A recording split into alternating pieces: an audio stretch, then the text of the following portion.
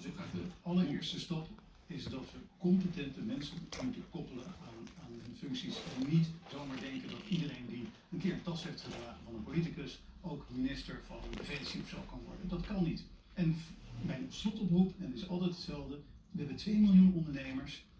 Doe mee, word lid van een partij, ga in de gemeenteraad zitten. Want als je het overlaat aan mensen die daar een beetje leuke linkse verhaaltjes vertellen en gratis koffie willen komen drinken, ja, dan krijg je al die regels om je oren en dan wordt het een puinhoop. En dat mag ik.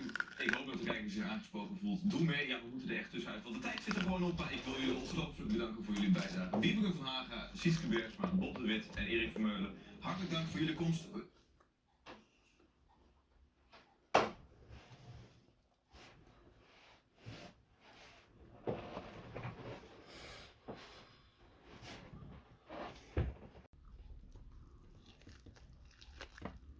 Mga antang mais guys. Namis. Matamis.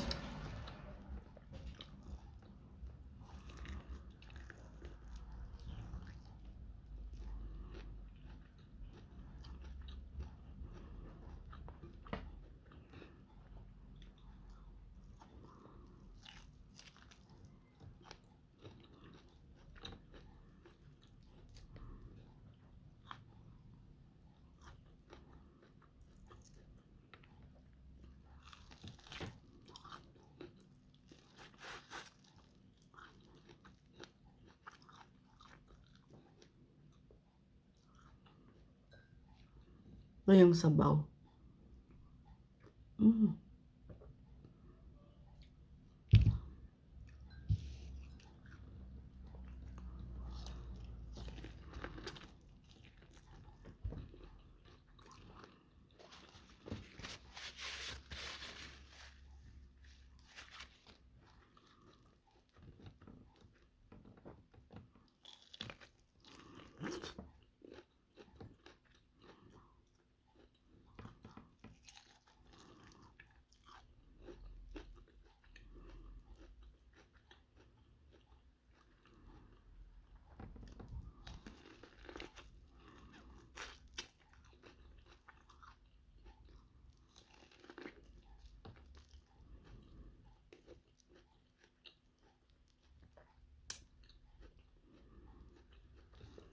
Thank you for watching. Bye bye.